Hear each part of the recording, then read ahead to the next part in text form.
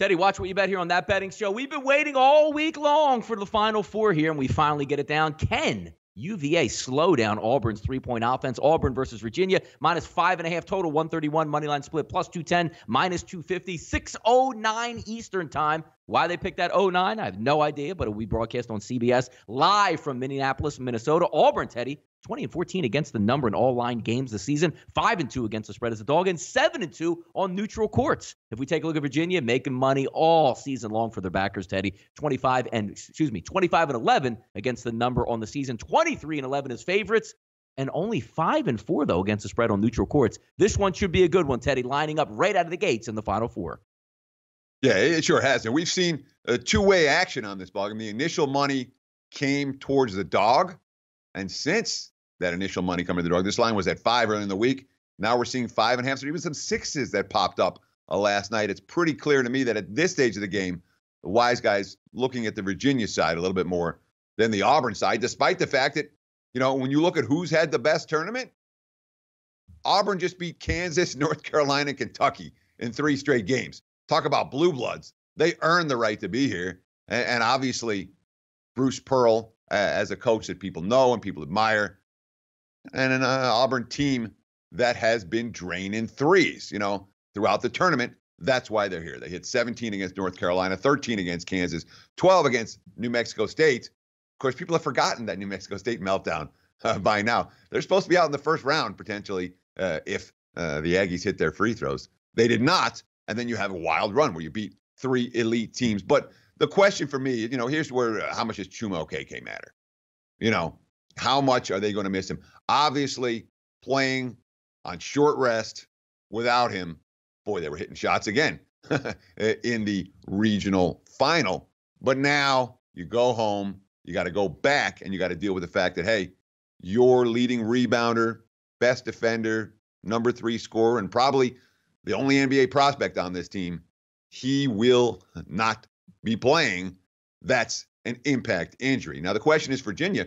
We haven't seen Virginia play a great game in this tournament yet. They played a good second half against Gardner-Webb after looking real shaky early. And repeatedly, you're seeing, the Oklahoma game, they weren't able to pull away. Oregon game got the stops that mattered. Purdue game, were able to get the victory. But we haven't seen Virginia play at an elite level in this tournament. A team that ranks, they've given up 45% shooting in the tournament, 39% from three-point range. Carson Edwards single-handedly ate them up in the Elite Eight. Kyle Guy hasn't been hitting. DeAndre Hunter has only 3 assists in the last 3 games. Virginia's going to win and cover. They're going to need to bring their A game. We haven't seen that yet in the postseason. But at the same time, do you trust Auburn to hit threes against this defense? Do you trust Auburn to win and cover, or to cover a point spread without their best player? I'm not convinced I do. So I'm more inclined to lay than to take in this one. Yeah, it seems like, Teddy, like a little bit of regression there on three-point shots. I mean, obviously, Purdue with Carson Edwards goes 10 of 19. They add a couple more with Klein. You would figure the defense would shut it down. Let's also talk about, Teddy, this is going to be played at U.S. Bank Stadium. For the people out there that don't really know what U.S. Bank Stadium is, that's where the Minnesota Vikings play. That massive monstrosity that was home to the Super Bowl just, 2 years ago. Interesting caveat in this game, Teddy, because we know it's a lot of glass there. Do you know the NCAA actually spent millions of dollars building curtains to cover up the sun? Why? Because this game's tipping off Eastern time, 6 o'clock, which is 5 o'clock, I believe, out there in the Midwest. Talk about the threes in volume, Teddy, because that's one thing you can't stop. If Auburn's going to shoot and make a lot of threes, what can you do about it? But if it's that big dome and they're thrown off a little bit, Virginia slows it down, they may look at start pressing in this game. See, the thing is, Donnie, they play the Final Four in these cavernous arenas every year. And some years, everyone says, oh, the sight lines are bad. The shot selection's bad. No one's going to hit anything. And they're draining threes from start to finish in the Final Four. Other years, you get the same quotes. And guess what? It is harder to make shots in the cavernous arena.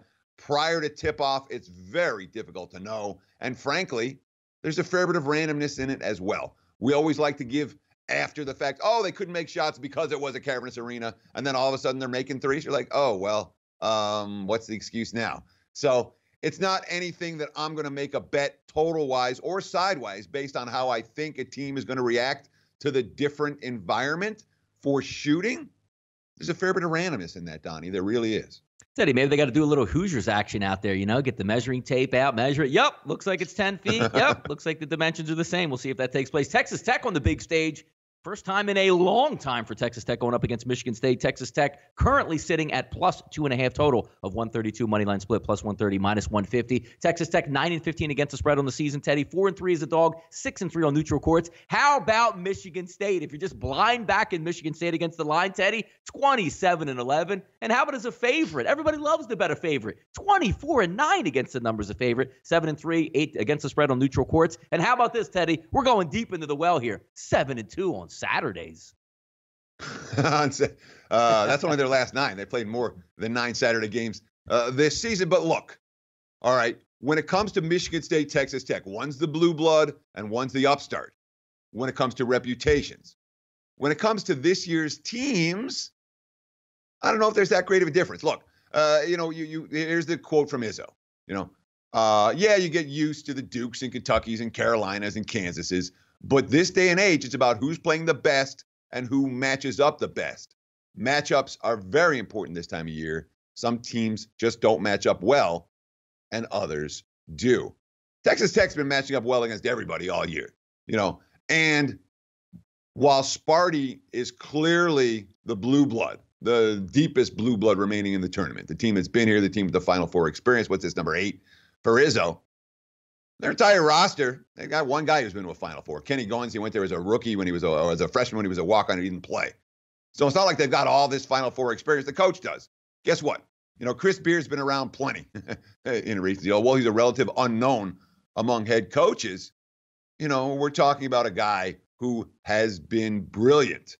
Tubby Smith assistant. He's been in big games, worked under Tom Penders at Texas. It's not like Beard doesn't know what he's doing. Here's his quote. I think there's a poise to our team. Every team we played to this point gave us a real punch in the face, but we got ourselves back up, whether it be game 1 against Northern Kentucky, Buffalo, certainly Michigan was so talented, and then Gonzaga, one of the best teams in the country. I would think we have to look like an experienced team out there at times. In many ways, Texas Tech is Michigan State light without the reputation.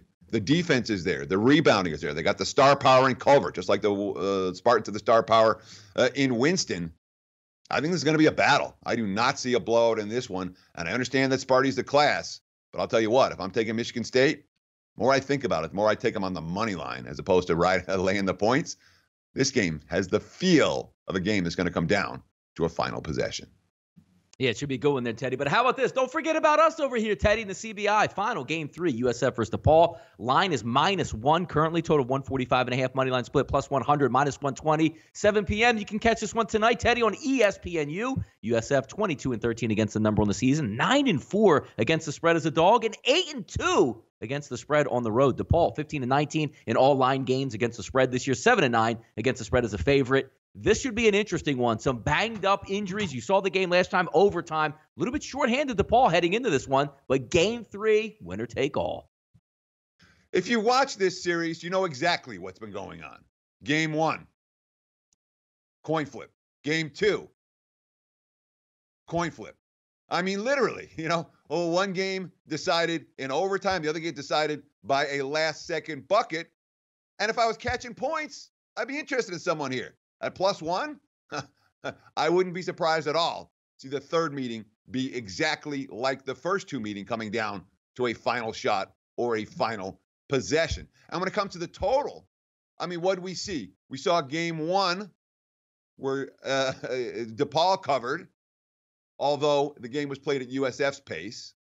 Game 2, USF covered, although the game was played at DePaul's pace. So it's not even like a side and total scenario here where you can bet 1 and expect to maximize your return on investment by parlaying it with the appropriate total.